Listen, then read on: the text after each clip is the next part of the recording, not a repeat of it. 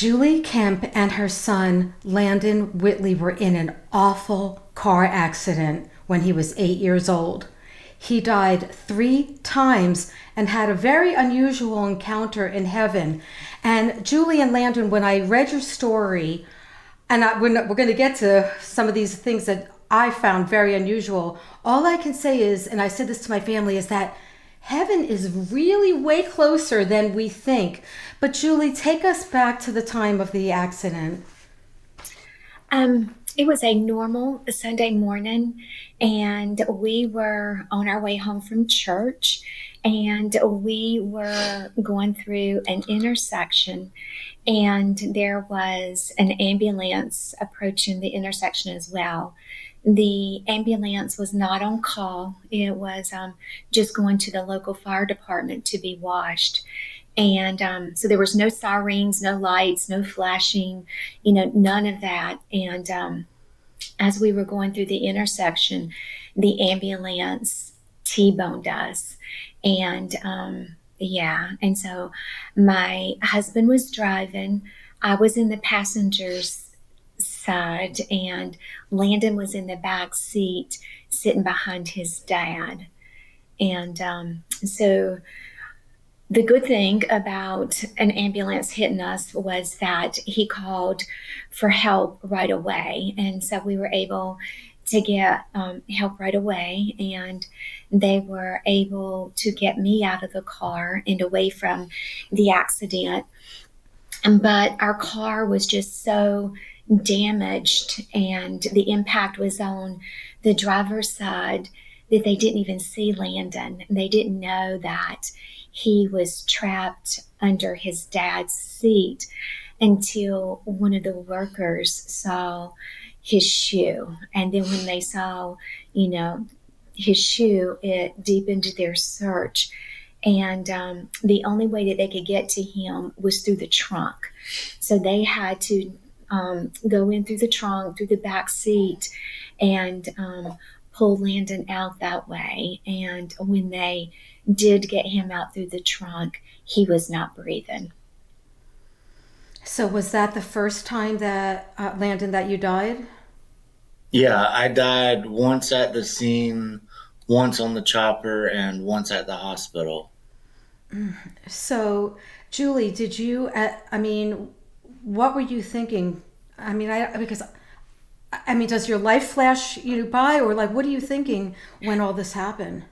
I was in complete shock. There was a lady that was keeping me behind like the fire truck, so I couldn't see the accident. And so she was just asking me questions about insurance, where we went to church, and, just things to distract me. And, I didn't even know that I had blood running out of my head, or that my arms was just hanging because I had broken bones. I didn't even feel what was going on. I was just in complete shock.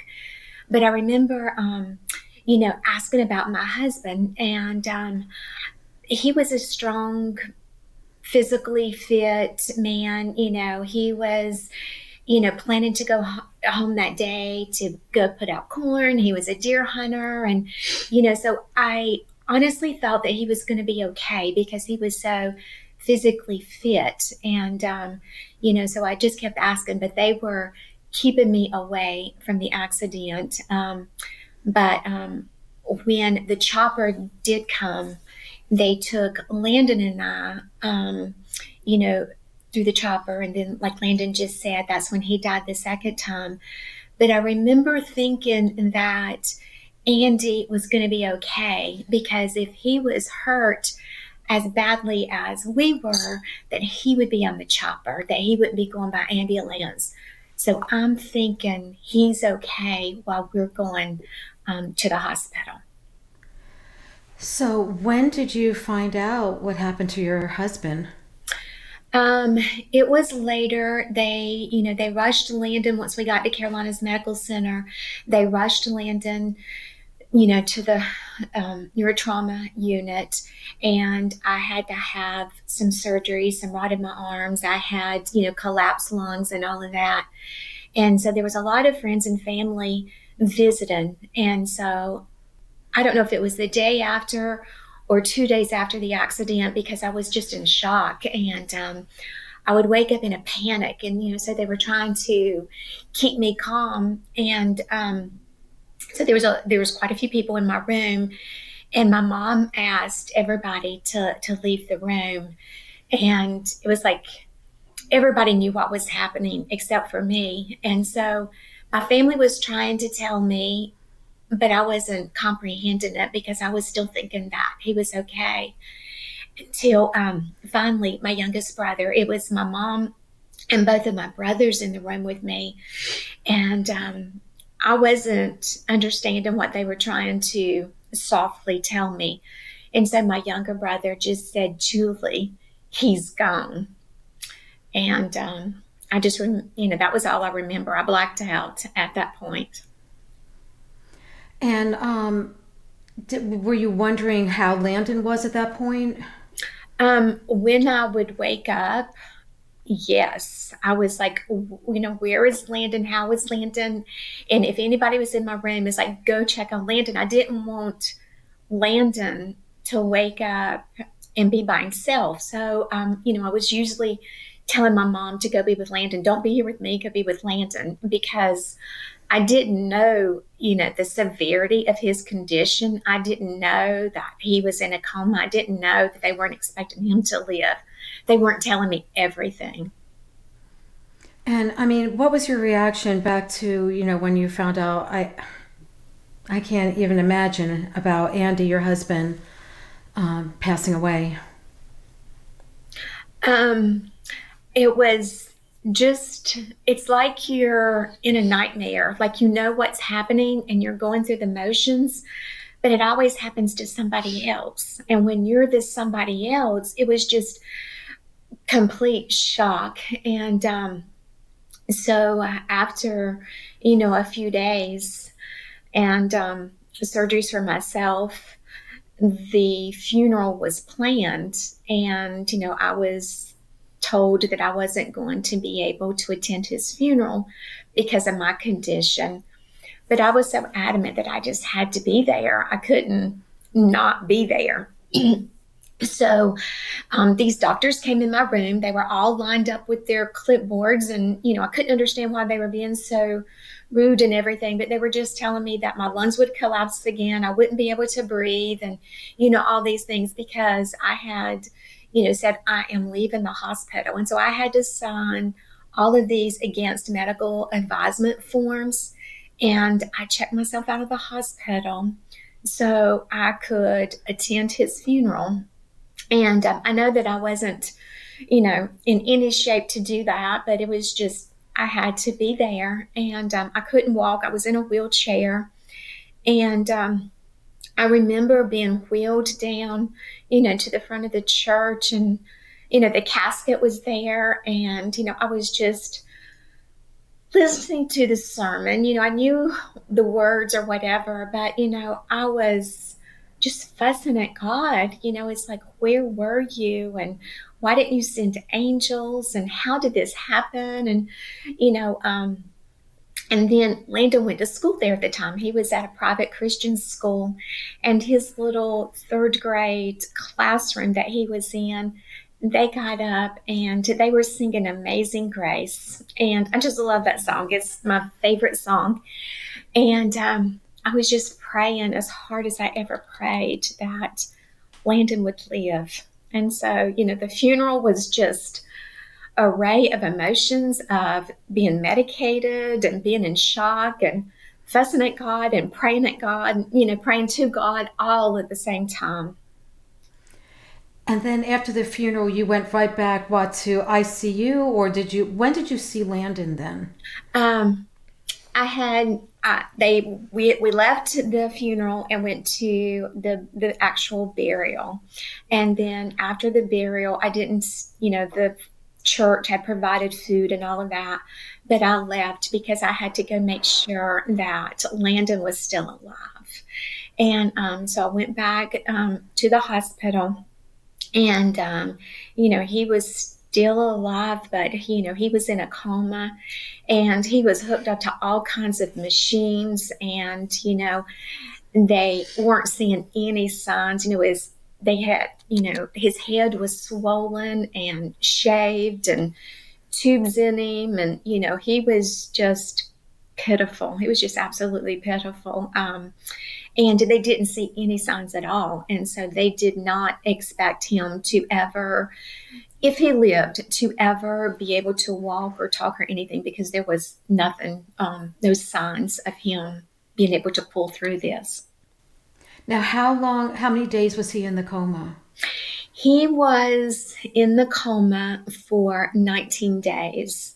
And during that time, he did have surgery, and because they had to relieve the pressure. And so what they did, they opened him up from one side all the way across, and they had to rebuild his nose, and they put 23 metal plates across his forehead that they got from the back part of the skull. And so one of our friends had to go home and get his school picture so that the plastic surgeon would know how to rebuild his face.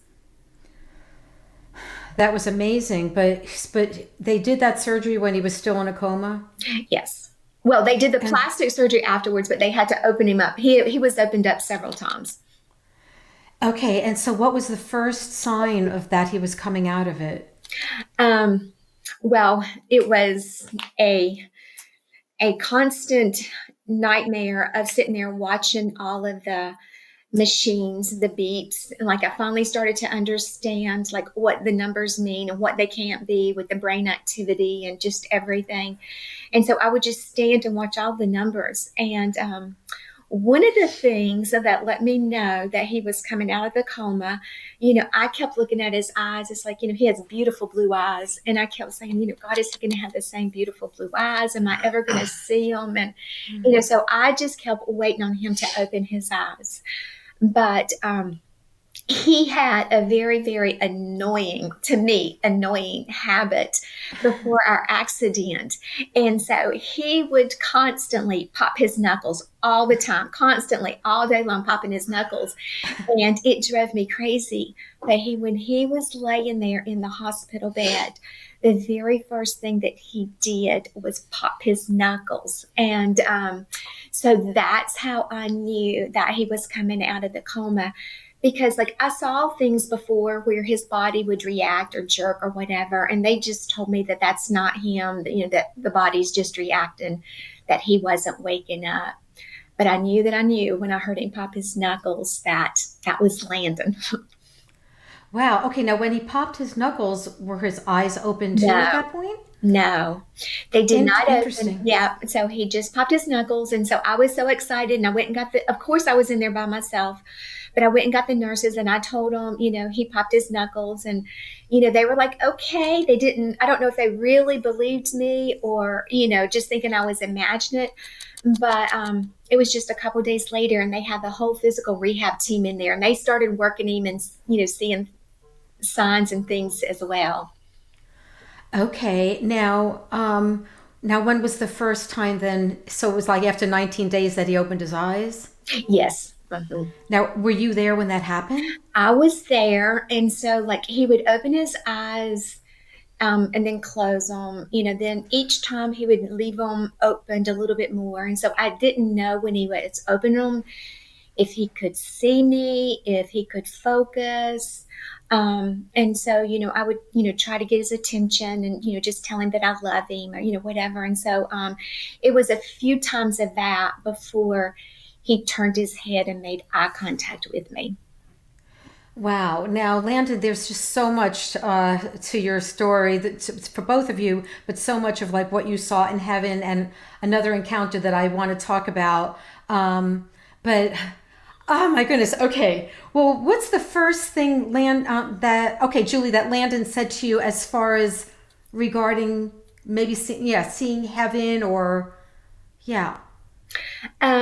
So, we finally made it out of the ICU, and we were in, another unit because they were putting him through all of the rehab treatments and everything. And I was being somewhat frustrated because there was a counselor up there and she kept telling me that I had to tell Landon about his dad. He has to hear it from you. He's going to be wondering why his dad didn't come in to see him. You have to tell him.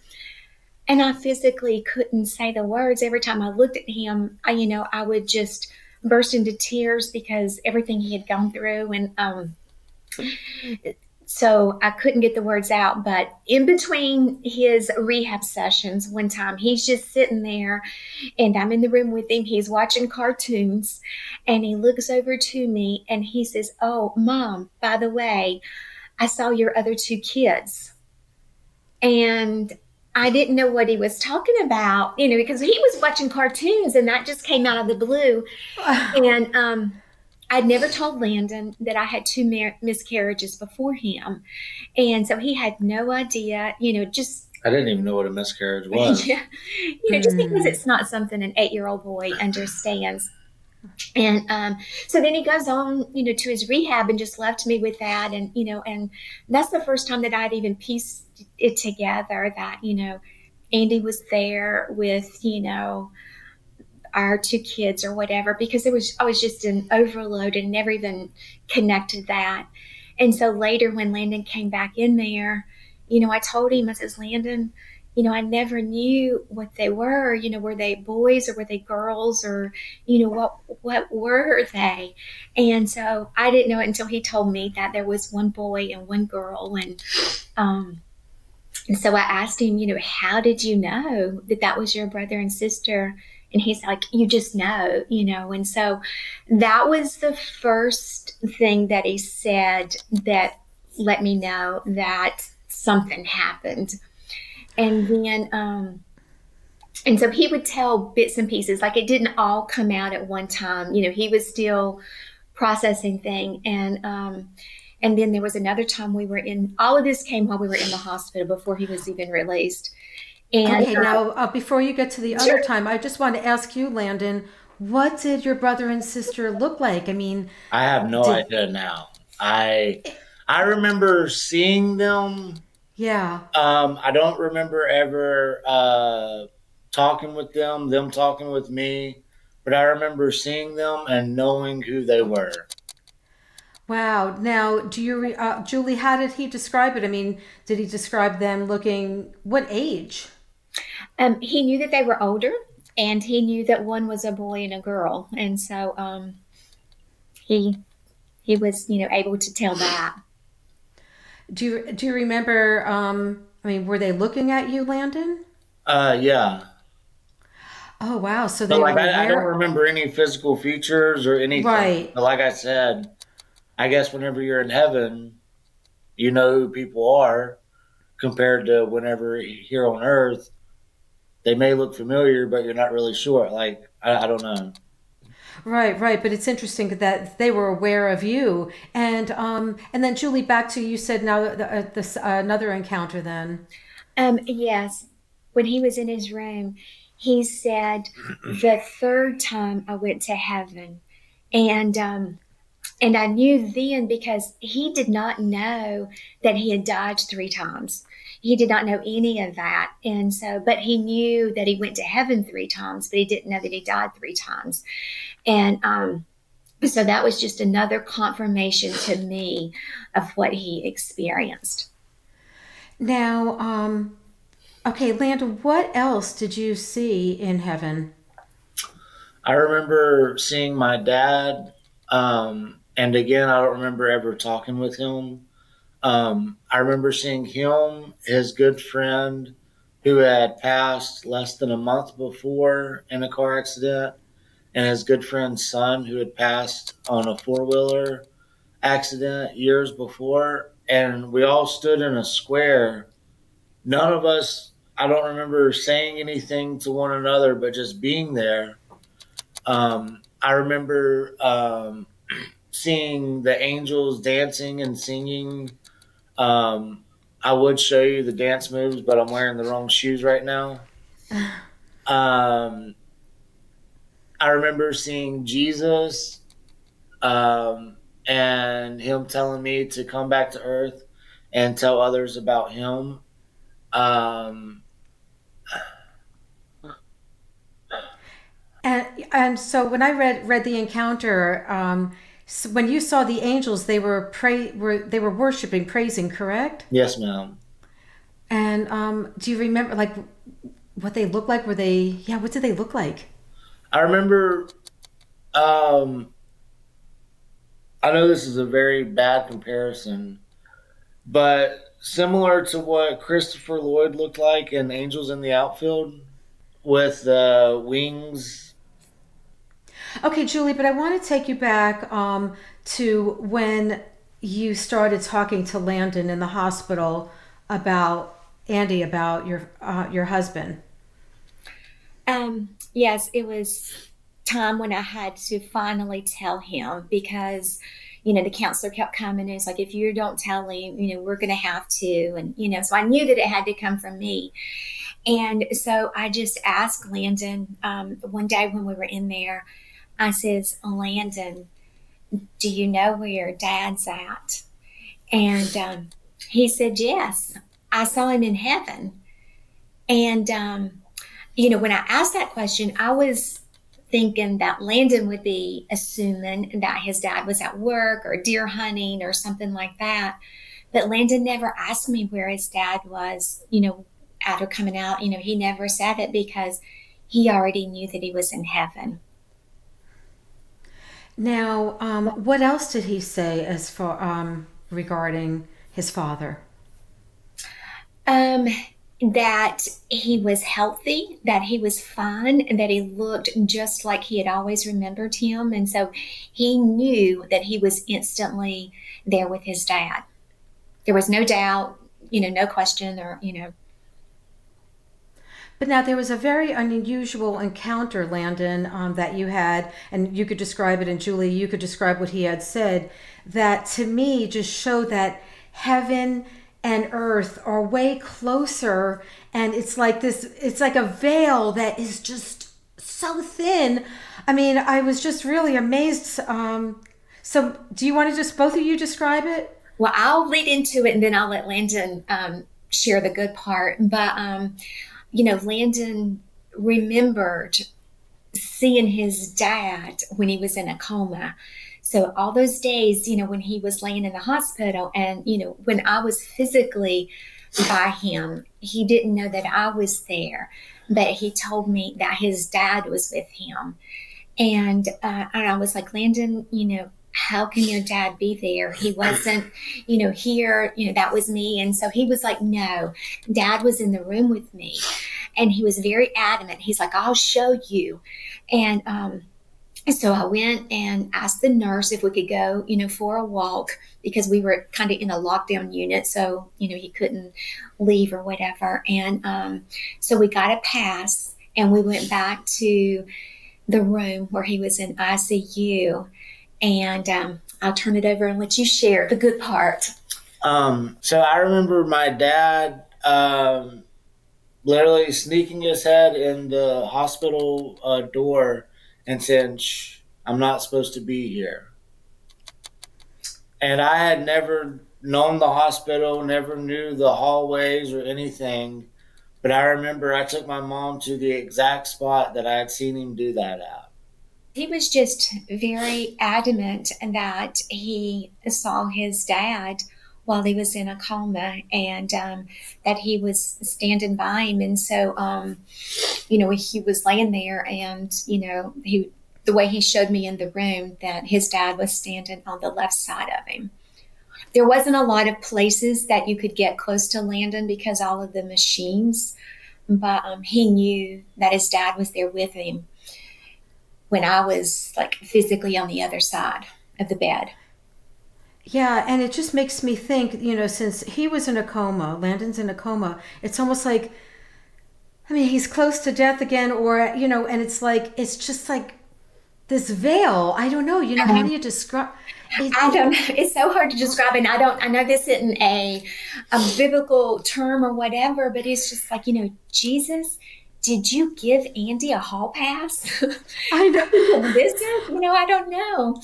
Right, but it's like, or did heaven? I know it's like we could just speculate, and yeah, people, you can put, I'd like in in the comments just see what you think that was, but it's, to me, it's almost like it's just heaven and earth touching, Yeah. and it's just so very close, and also Landon was in and out of death, so that I found that very amazing. Now, Landon, I want to go back to what else you saw in heaven, because did you see Jesus? Yes. And what did he look like, and what did he say to you? I remember him having a full beard and mustache, long brown hair, and a shiny white robe.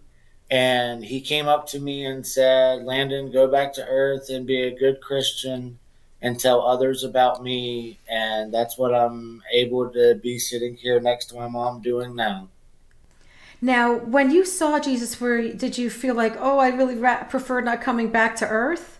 Oh, after the accident, I was never upset. I mean, of course, I was upset about the accident and all, but I was so much more upset that I'd had 3 opportunities of going to heaven, but I was never able to stay in heaven. Right, and then of course you not only saw your father in your, in your room, but then you saw him in heaven. Right. And I know, and just describe this again, so that of seeing your friend, your father's friend, and your father. Just describe that again. What happened? Like we were all standing in a square, but none of us talking to one another, but we were just all there, all there Okay. in body. Now, when you were in a coma, could you hear anyone? I remember hearing my Uncle Daryl and Lee Hagwood. I don't know if they were praying. I don't know if they were telling jokes. I don't know what they were doing, but I do remember hearing their voices from right outside the hallway. Yeah. So, I mean, I know sometimes some doctors will go, oh no, when they're in a coma, no, they can't hear you. But other doctors have confirmed that you can hear them. Well, maybe it Now, was the fact that I went to heaven 3 times and then heaven came to me 1 time. oh, you know what? That's a really good way of describing it. Thank you. Just because of how you're talking about it being such a lightweight from here to Yeah. heaven, maybe heaven can Yeah. also come to us. Oh my goodness. Wow. Okay. Now, Julie, I found it very unusual because when you went to Landon's school, tell me about that picture. Oh, when I went My to, art. yeah, Landon's artwork. So it was finally, we were home and, he was able to go back to school. And I was so happy that he could go back. But at the same time, I was worried about everything. He could not hit his head. And, he had his head shaved. He had been cut open, from ear to ear with staples in his head. And he had, a scar here and a scar across his face. And, I was just worrying about what the kids would say. And, so it was just an emotional day for me because I was clinging to his every breath, his every move, was just my life. And, so I walked him into the room and, I'd called before and asked the principal, can he please wear a hat? Because of course it's, no hats allowed in school.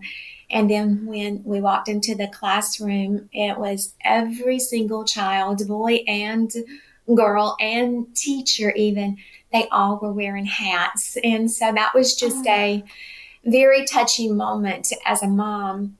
But as I was finally leaving, the teacher came up to me and, she was giving me Landon's work that he had done before our accident.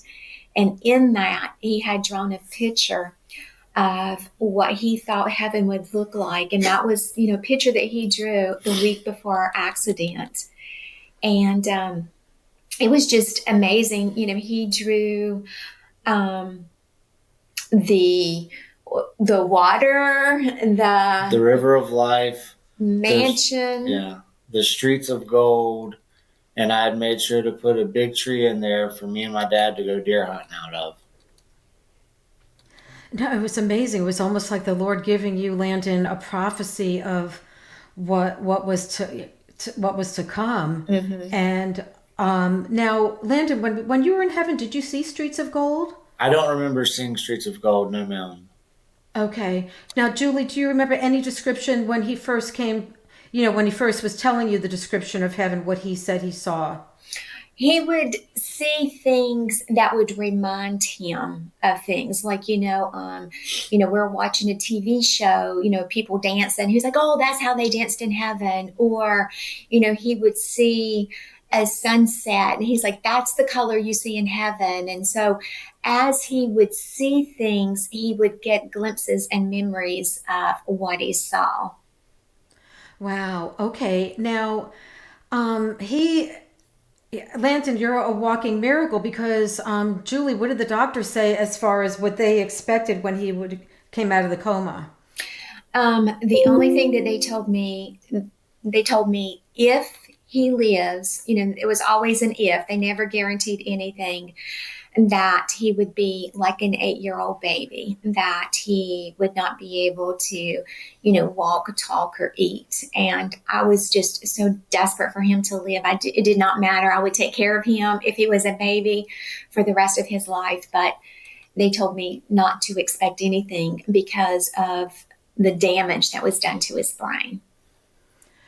And also they were expecting him to be very shy, correct? Well, they did tell me that too. And they said because of the area of the brain that it hit, how it changes your personality. And so they said that he would be very shy and introvert, that he wouldn't do well in crowds, and that he would, have a hard time, adjusting with people. And, they were so wrong on that because he's an extreme extrovert. And I think, looking back on things now, Jesus knew how to send Landon back with his personality because he gave him an assignment. And you can't be an introvert and be shy and afraid to be around people when you're going to tell about heaven and, its testimony and everything. So he did come back bolder. He came back, never meets a stranger. Everybody's his best friend. And, he just, he loves everybody. And so he's the extreme opposite of an introvert. Yeah, and I watched another interview with you, Landon, and I just saw you're very thankful. I mean, the Lord has just put praise He's just shown you the power of being thankful. I just think that's one of the messages that you have. Mm. And now, Julie, the Lord had put it on your heart a few years later to contact the ambulance driver. You already had forgiven him, but what happened? Yes, that was something that I was not expecting. I was not prepared for. I was in my bathroom one morning getting ready to go to work, and I was listening to a pastor. And the pastor asked the question, we don't know. So that was, in the middle of the week, like a Wednesday. And if you do know, Friday or Saturday, Jesus is coming back. What do you need to do? And immediately it was just downloaded in my spirit to reach out to the ambulance driver. But then it didn't make sense. It's I didn't know why, that came to reach out to the ambulance driver, because I didn't sue. I was getting all kinds of letters from lawyers to sue him and the state and everybody, but I didn't have it in me to do it because my only priority was taking care of Landon.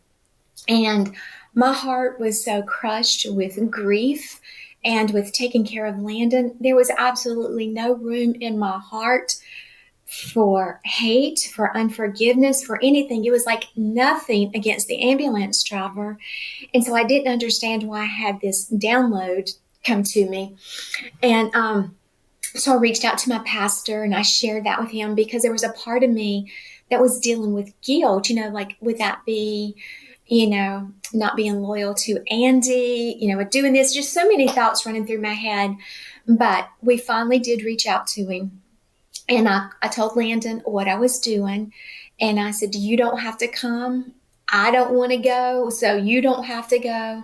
But I'm going to meet him. If you want to join us, you can. So I wanted to give him an opportunity as well. And so we did meet, and he did tell us that he always knew that that day would come and that he would always have to face us. But the thing that happened during our time together was how he kept staring at Landon. I mean, he just could not take his eyes off of Landon. And then he finally apologized to Landon, and he says, I'm sorry that I keep staring at you. He said, but I saw when they brought you out of the trunk, you had died with your eyes open. And so for all those years, he had nightmares of seeing Landon, that 8-year-old dead little boy, die with his eyes open. And he said, I just keep staring at you, and I pray that this is the face I wake up to in the morning. And so I realized it wasn't about me. It was about setting him free from the nightmares that he lived in all those years. And how many years later was that? It was about 13, 14 years later. Oh, my goodness. So the ambulance driver was just going through trauma all those years. Mm-hmm. And now I want to get to something that happened that your husband wrote before the accident. But before we get to that, how did you meet your current husband? My current husband, Greg, and I worked together. And so he actually met Andy. He knew Andy, through work functions or whatever. And so we knew each other through work. And how did you all of a sudden start dating or? The way we were friends, co-workers, if you will, I was in HR, and he would come with expense account questions or, just something like that. So we knew each other. But there was an event that our company was sponsoring. And one of my coworkers was signed up. They had to fill the table, and one of my coworkers signed up. And then she came to me. She goes, I can't go. You have to fill my seat. It's real important. I'll get in trouble. And so she was just trying to have me fill her seat at this event. And what I didn't know at the time is she was playing Cupid because Greg was going to be there. And so we had a mutual coworker that arranged for us to be at this event together, is how we actually started talking and becoming more than just coworkers. And when did you know that I think he could be my husband? One of the moment that I knew that I could love again is when there was a time that we had to go back to the hospital because as Landon's head grew, some of the metal plates that were across here would come out, as the growth in, his structure. And so we were at the hospital. They had to open him up again, saw some of the plates off because he could feel them, or, you could see them protruding. And so we came back home from the hospital, and I was in my kitchen. I was reading all of his prescriptions, how to take care of it. And I looked over because Landon was laying on the couch and Greg was on his knees, and he had Q-tips, alcohol, and cotton balls, and he was cleaning every single staple on Landon's head. And at that moment is when I knew. Wow. And from when reading the book, it's just Greg. Mm-hmm. It's just amazing how much he's included Andy still, mm-hmm. in your family, Mhm. and I found that really, I don't know, it's just very selfless. And then even saying to you, Landon, well, what would your father want you to do Mhm. in different circumstances? All right. Yeah. Now I want to get to what Andy wrote before the accident. Um, Andy was the shy person. He was not the outgoing Landon that we have. And so, but he had such a desire to witness to others. He wanted that so badly, but he didn't have the confidence and he didn't have the words and didn't know, what to say. And so he was taken an evangelism explosion class at our church. And so he was studying scriptures on how to lead someone in prayer. And so they had homework that they had to do. And so it was years after Andy had passed. I saved that notebook from his class, but it was, years later when I was going through his notebook and I found the letter that was Andy's homework. And in that, he was saying, if I die, I know that I'm going to heaven. And his younger brother, had died from a car wreck, and he knew that his brother was in heaven. And so he was just, saying, you know, clearly that he knew that he had accepted Christ. And we both knew, Landon especially because he saw him in heaven.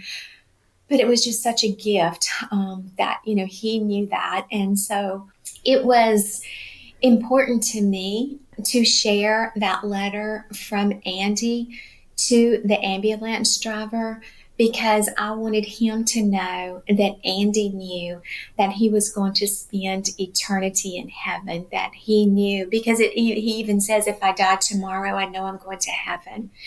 And so I just wanted it to bring some comfort to the ambulance driver that Andy was prepared and he was okay with going to heaven.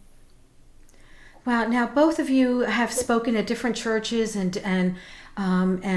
different interviews. And Landon, what do you say to people who are just going through grief? And I want to talk to you too, Julie, because I know you're a part of like grief share meetings. But Landon, what's your message when you speak at places? Um, I understand that everyone goes through a hard time, whether you lose a parent, a child, a loved one, a brother, sister, whatever. Just remember to always keep going forward and to always know that God is there. There are angels. Jesus is real and he is looking over you. And just always know that by reading his book, the Bible, and by following his way is the way to him. And Julie, what have you said at different meetings, and have you seen a lot of people just come to the Lord? Um, I've seen a lot of different things, and it all depends on how their loved one passed. It's different if it's suicide or murder, medical malpractice, or things like that. That does take forgiveness to a whole new level on many, different degrees.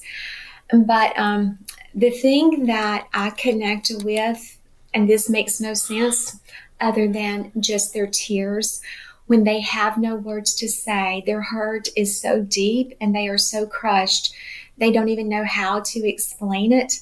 I understand their tears, because it's so big and it's so hard to even comprehend the depth of hurt that people are facing. And so, I'm always willing to pray with them, but sometimes they just need to hug, just to be loved on and let them express where they're coming from and share where they're at.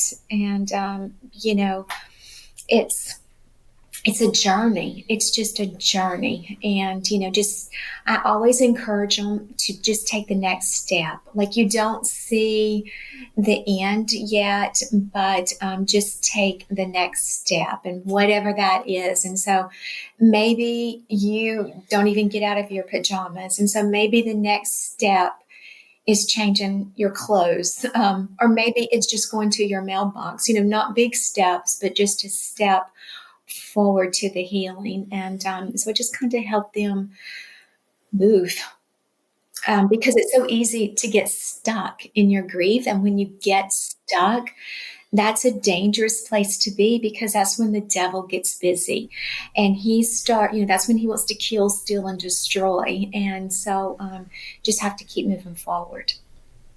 Now, for those who are watching, I was wondering, Julie and Landon, if you could just pray for salvation for people and for their hearts to be healed from trauma, from grief. Okay. You want to start and I'll follow? However you want to do it. Okay.